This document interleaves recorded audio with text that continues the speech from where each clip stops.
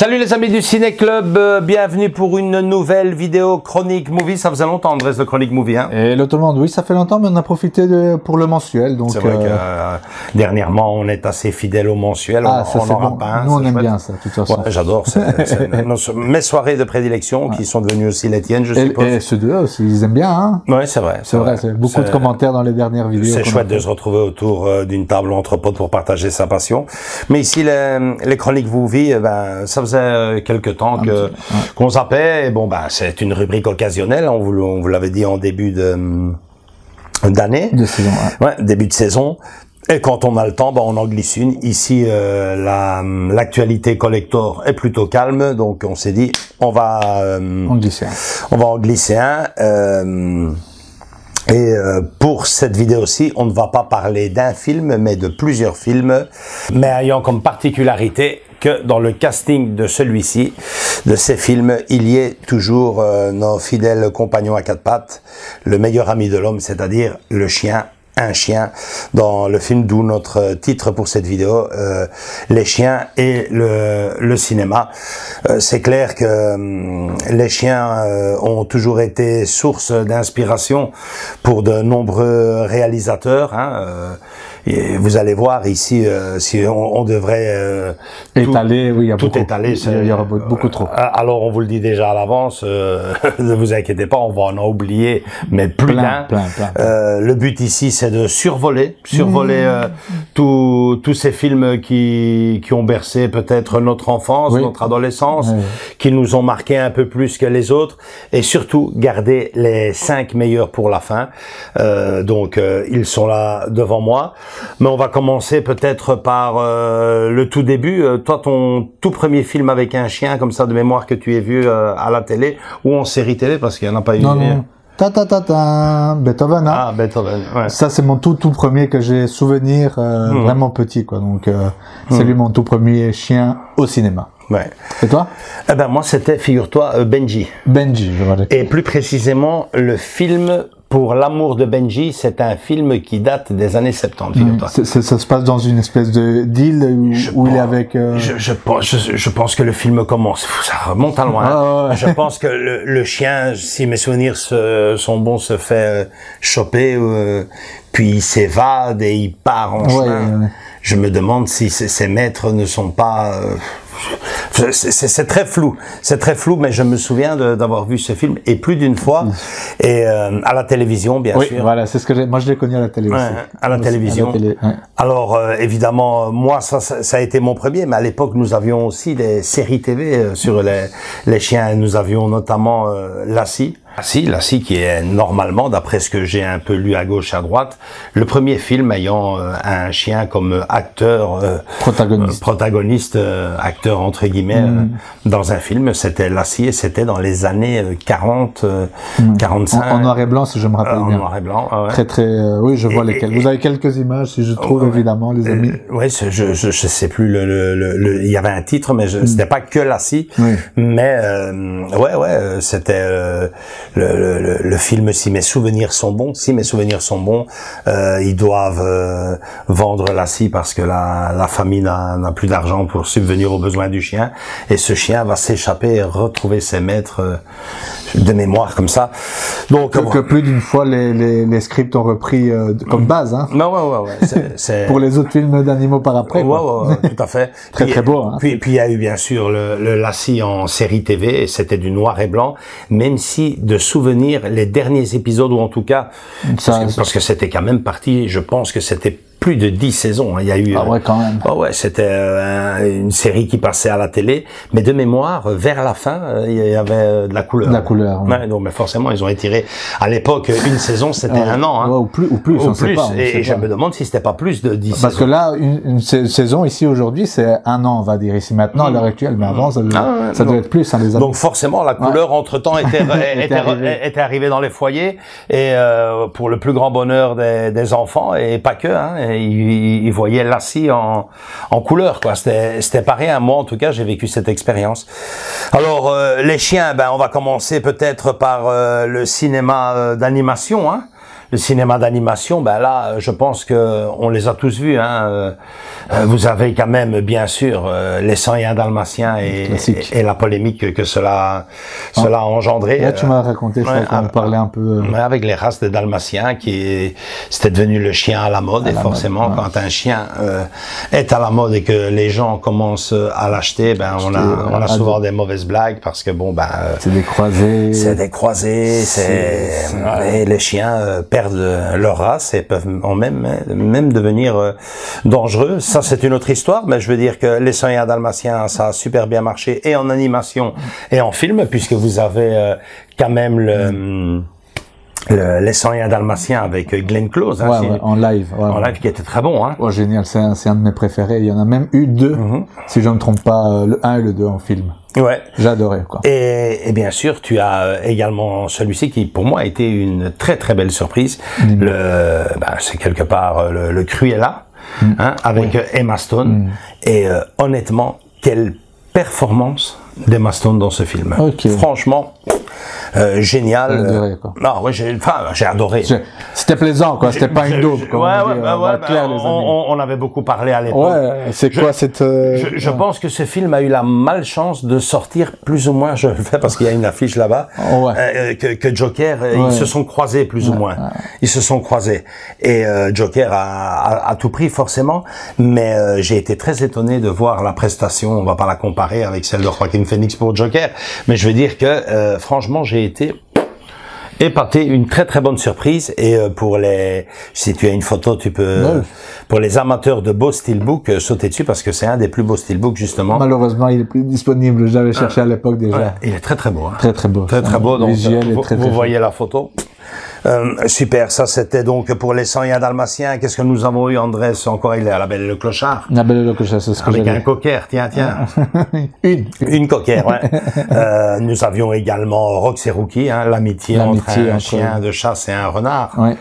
Et puis on a fait pleurer plus d'une ou d'un plutôt aussi. Ouais, c'est clair. Très triste. Très très triste. Ouais. Avec le dessin d'antan. Hein, génial, magnifique.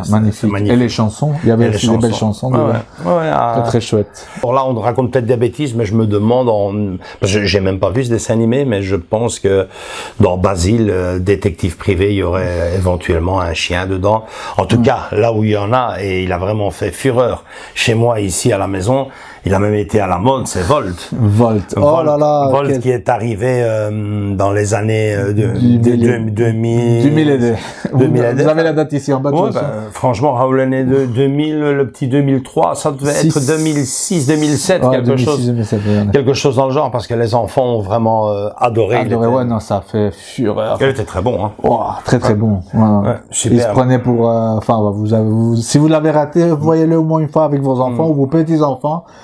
Génial, quoi. Moi, ils ont kiffé, mes enfants, ils ont. C'était génial, franchement. C'était un peu d'humour et tout, je me souviens. Ça fait longtemps que je le vois plus, mais le petit hamster. Génial. Tu dis combien parce qu'il était énorme. Il est vraiment dans son personnage, le chien. Superbe. Et alors, évidemment, il y a eu les films aussi de chez Disney. Et chaque fois que je dis les films avec Disney, donc c'est chaque fois avec le fameux, on peut laisser une photo. C'était un grand monsieur, Dean Jones. C'était le gars, l'acteur attitré des films de Walt Disney, hein. Donc on le voyait. Des films des années 90 ou 80. Non, avant ça. Bon, tu tombes sur l'espion patte de velours. Mais c'est lui qui la coccinelle. C'est lui les versions live de l'époque. C'était les films de l'époque, mais bon voilà, c'était l'acteur attitré des studios de Walt Disney pour jouer leur film. Hein, il passait de l'animation au film. Et là, évidemment, tu as eu la coccinelle, Un amour de coccinelle, la coccinelle à Monte Carlo, l'espion aux pattes de velours, Barbe Noire, le fantôme de Barbe Noire, et également 4 bassets pour un Danois. Et donc ce grand monsieur Dean Jones prenait à chaque fois les rôles. C'était incroyable. C'était les films de Walt Disney. C'est lui, il est là. C'est l'image que j'ai étant enfant des studios de Disney et de ce grand monsieur qui est décédé il n'y a pas si longtemps que ça. Figure-toi, il me semblerait il y a en 2015. 95. Allez. Il a bercé toute mon enfance, c'est fou parce que j'étais tout petit, lui était déjà un homme et puis je lis qu'il est décédé, il a eu une longue vie et franchement, en tout cas, un superbe acteur qui... Merci à lui. Ouais, qui franchement a bercé pas mal d'après-midi de mon enfance dans les cinémas de quartier avec ces films-là. Donc ça c'est pour l'animation et le monde de Disney. Et puis arrive vraiment le cinéma, le vrai, celui les films qui ont rempli les salles de cinéma. C'est vrai que les films avec des chiens ont toujours eu un certain succès, mais je pense qu'à l'époque, ils avaient un succès plus au vidéoclub, ouais. Hein, plus à la télévision qu'au cinéma, même s'il y en a un qui détient un record. On en reviendra tout de suite sur ce fameux film-là. Mais bon, on va se concentrer maintenant sur les fameux top 5, hein, les films qui à moi m'ont vraiment marqué de par j'ai envie de dire ma passion pour le cinéma, hein, tout court, mais surtout aussi de par mon expérience d'avoir eu toujours un chien chez moi à la maison. Après je le dis à chaque fois, hein, pour des goûts il y a des couleurs. On vient de citer des films ici, Les 101 Dalmatiens, l'animation, Cruella, Lassie, tous ces films-là. Mais voilà, c'est mes 5 préférés à moi. Je pense que ils ne vous laisseront pas indifférents si vous aimez le genre. Après, vous en mettrez pas. Oui, c'est ça. Mais je pense que pour moi, c'est les 5 films sur à connaître ou à voir. À voir, parce que on n'a pas encore cité, il ne fait pas partie de ce top 5 comme ça de mémoire, mais voilà, l'appel de la forêt qui a été très critiqué parce que le chien était robotisé numériquement. Ouais. Et donc voilà, ça n'a pas marché. Donc voilà, on va se concentrer sur les top 5 et on commence par la 5e place que je partage, permettez-moi quand même, avec 2 films. Je ne pouvais pas le laisser. Il y a, comme tu l'appelles toi, Andrés, un ovni que très peu de personnes ont entendu parler. Et puis il y a un incontournable que j'ai aimé, mais c'est pas tout à fait ça. Donc il y a Mes vies de chien, hein, le film de 2017 de Lance Armstrong avec notamment Dennis Quaid, hein, qu'on a vu ici. Oui, hein. Oui, qu'on a vu ensemble. On a vu ici il y a quelques années, on avait fait une soirée mensuelle. Oui. Hein, et très beau film. Hein. Très beau film tiré d'un bouquin qui a quasiment été un best-seller.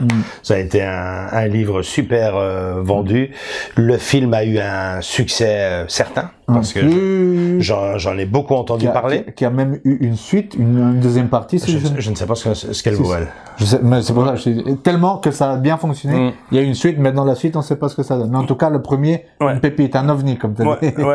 Moi, personnellement, ce film-là m'avait plu, c'est vrai.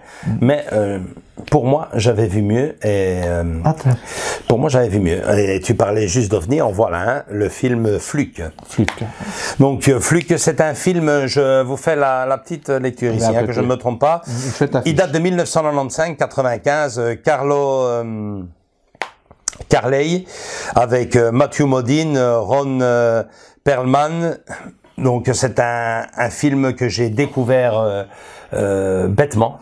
Très bêtement en vidéoclub à l'époque, DVD, et c'est un film qui traite, peut-être aussi un peu comme dans Mes vies de chien, de la réincarnation.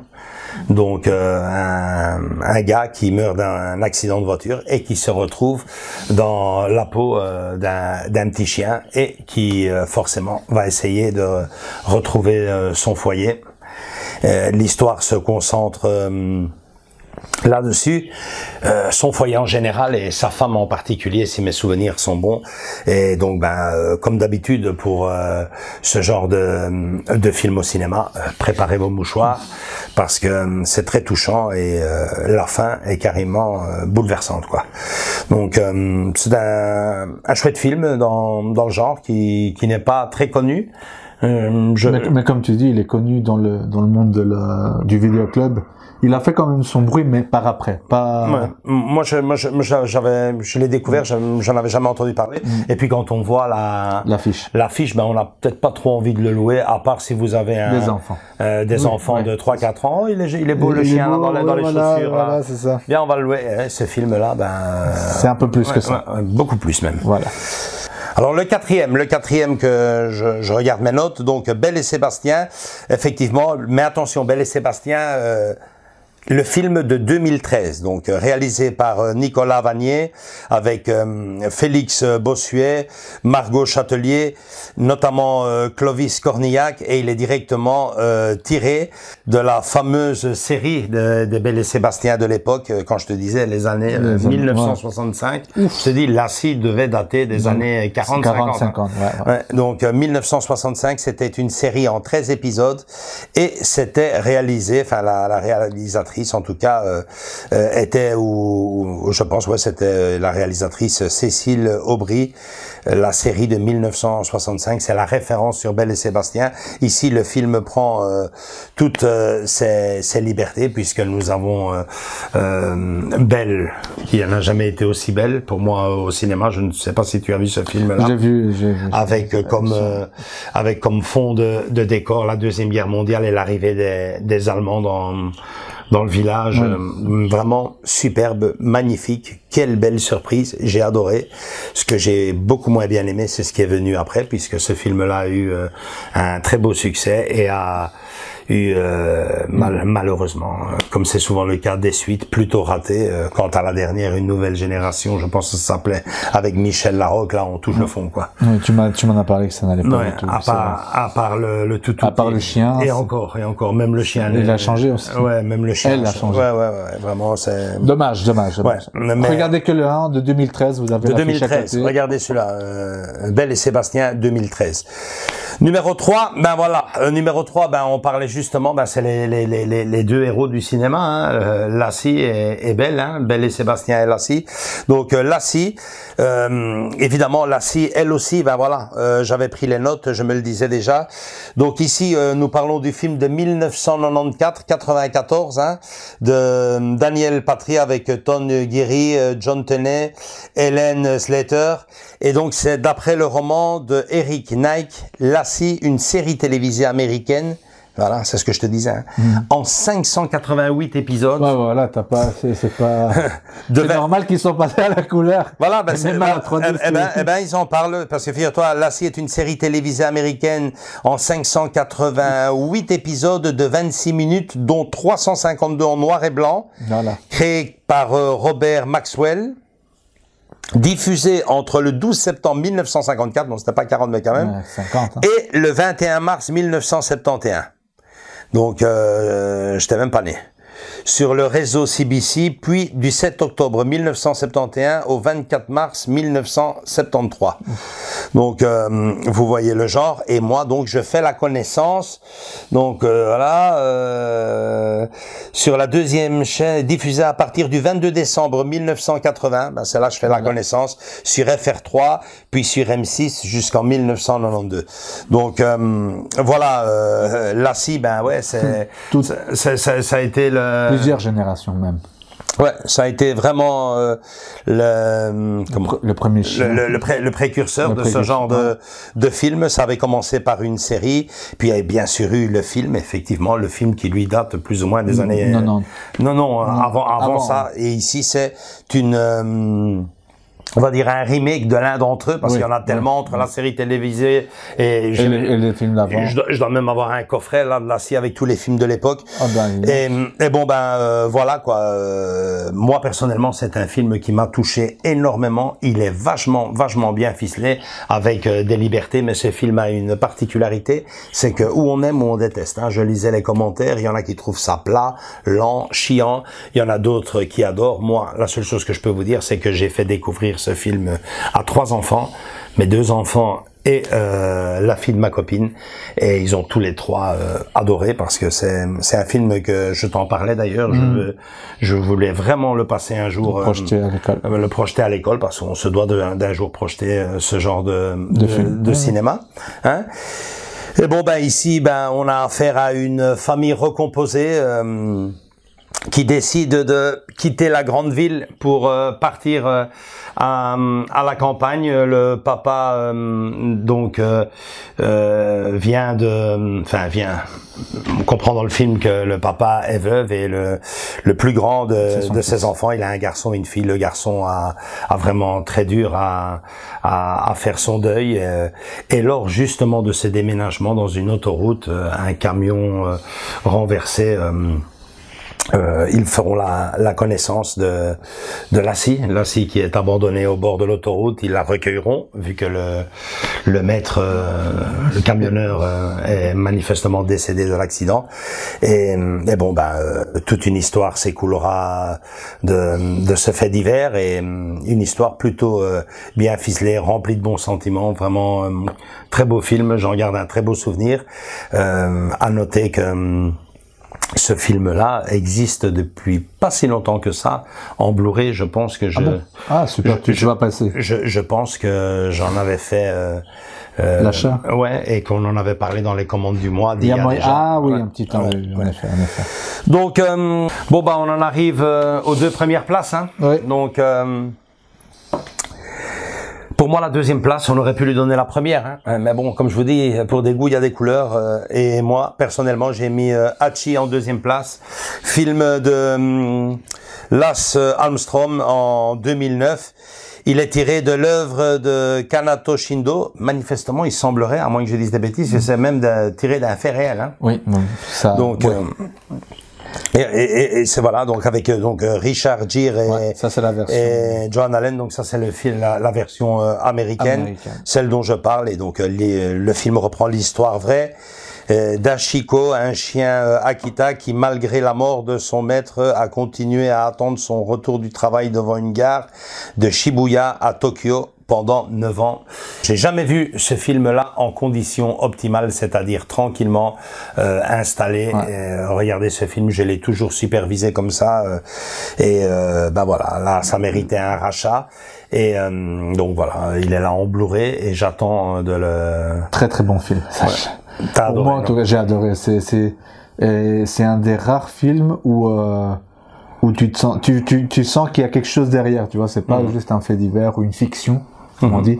Et quand tu approfondis le thème et que tu as les vraies infos, tu te dis ouais, quand même, c'est très fort ce qu'ils ont fait là.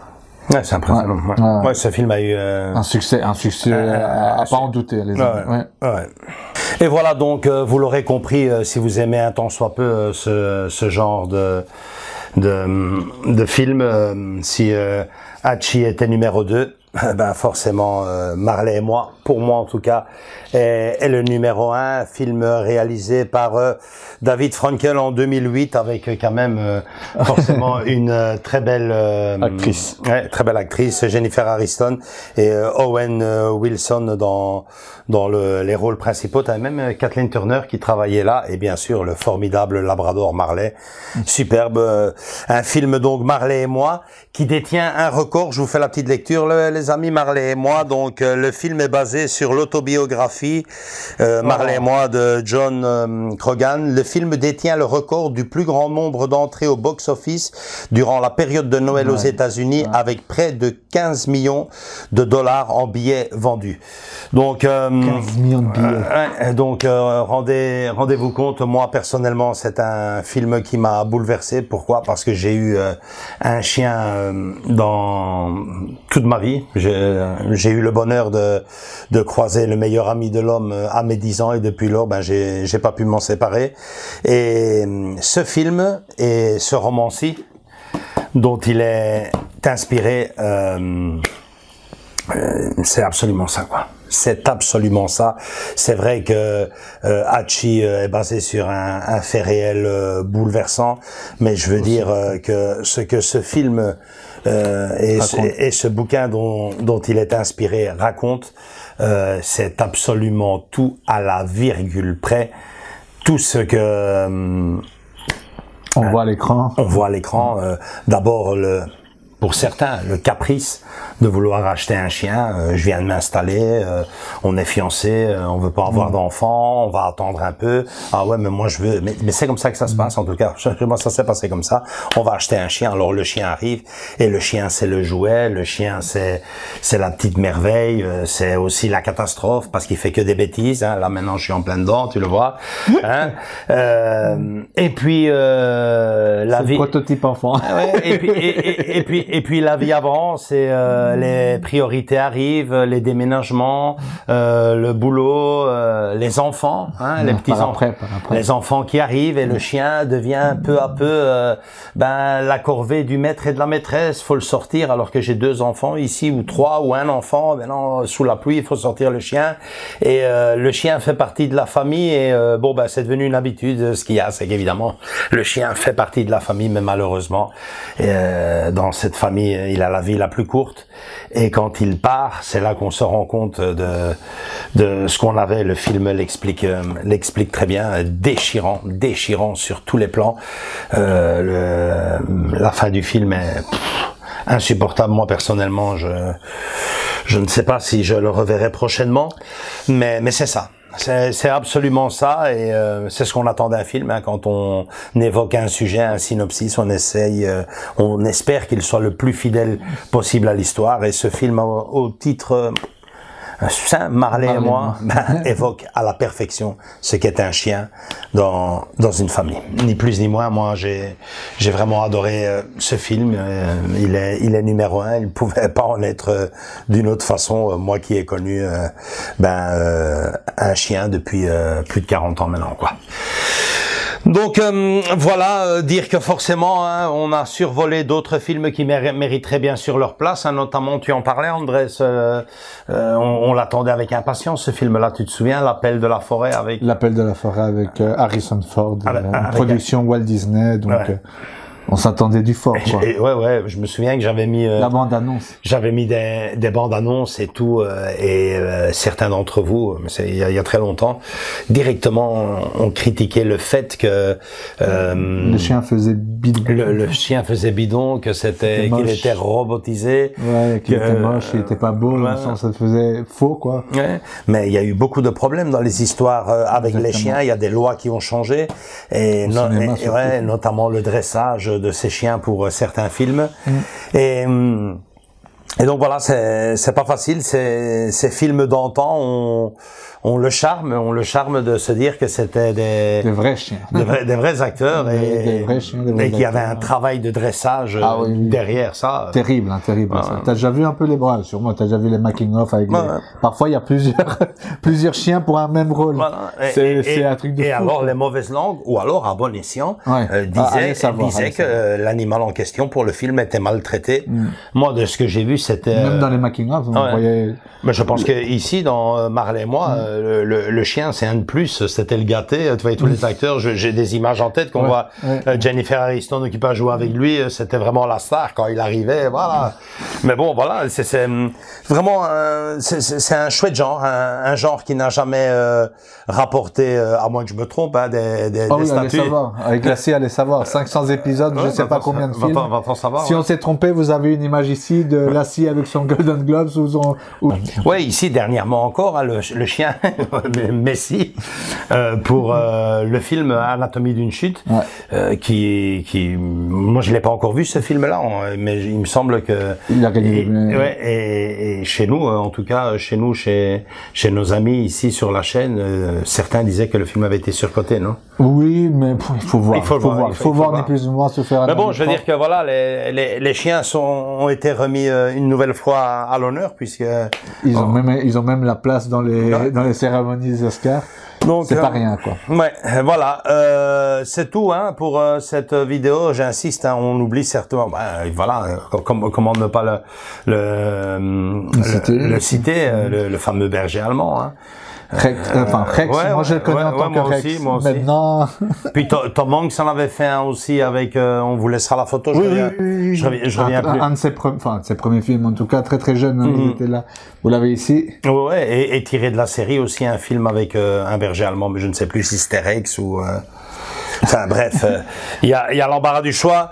Mais bon, comme je vous dis là ici, je vous ai donné Vous avez son top 5. Mon top 5 de par mon amour pour le cinéma et surtout mon expérience pour les chiens. Souligner ceci, et c'est peut-être le plus important, que si vous avez un jour adopté un chien, vous comprendrez parfaitement ce que je veux dire. C'est un membre, aussi fou que ça puisse paraître, c'est un membre de plus dans une famille.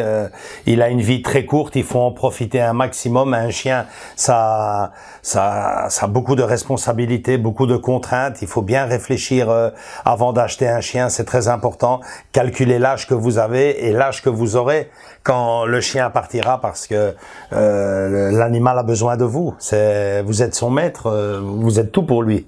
Donc vous êtes son papa, son maman. Ouais, c'est beaucoup de choses à méditer. Respecter aussi les gens qui n'ont pas de chien, qui ne veulent pas des chiens, justement parce que ils ne veulent pas Ils savent dans quoi ils veulent pas s'embarquer. Et ils ont vraiment pour moi aussi tout mon respect, bien plus que ceux qui attendent Noël et de faire du tape à l'œil, d'offrir un petit chien pour le lâcher dans un refuge 6 mois après, quand les vacances arrivent et que les contraintes sont là. Et ça arrive toujours avant les vacances. C'est incroyable. C'est affreux, quoi. Donc voilà, c'était la dernière chose que je voulais dire. Et puis bon, on va faire un peu comme dans les grandes productions cinématographiques. Cette vidéo est dédiée bien sûr à Whisky qui nous a quitté il y a quelques semaines maintenant, le 10 avril, au moment où on fait cette vidéo, à Whisky et à tous les chiens qui font partie aussi peut-être de la chaîne, qui sont oui, ils sont accompagnés avec leur maître. Avec leur maître. Gros bisous à eux. Et allez-y les amis, je pense que sur le top 5, il y en a au moins 2 que vous devez avoir dans votre collection. Hachi et Marley. On vous dit déjà, la petite larme va couler sûr et sûr. Ouais. Moi, je suis pas prêt à le revoir encore. Marley, moi, non. Enfin, je suis pas encore prêt à ça. Âme sensible s'abstenir. Ouais. Salut les amis. Abonnez-vous. Ouais, likez si vous avez aimé cette vidéo. Venez nous rejoindre dans nos différents réseaux sociaux. N'ayez pas peur de commenter vos films, vos expériences aussi avec les chiens. J'ai juste parlé 2 minutes, 3 minutes avec l'un d'entre vous, avec Joff, qui me disait que lui venait d'avoir un chien il y a pas si longtemps et qui comprenait parfaitement il comprend parfaitement le sens de la phrase quand on dit il faut avoir eu un chien pour comprendre les sentiments qu'un maître peut avoir pour l'animal et vice versa. Si vous n'avez jamais eu de chien dans votre vie, vous ne comprendrez pas ça. Et lui, il me semble qu'il en a eu un il y a pas si longtemps que ça pour la première fois et il s'imagine pas de vivre sans lui, quoi, c'est clair. Donc voilà, likez, venez nous salut Joff, likez, venez nous rejoindre dans nos différents réseaux sociaux, commentez votre expérience. Dites-nous au moins dans les commentaires. Avec les chiens en général et surtout les chiens au cinéma en particulier. Donc je suis impatient de vous lire et de vous répondre. Voilà, venez rejoindre la famille du Ciné Club, on vous attend tous et toutes, les bras grands ouverts, même nos amis poilus à 4 pattes. Allez, gros bisous à tous, salut, ciao ciao. Ciao.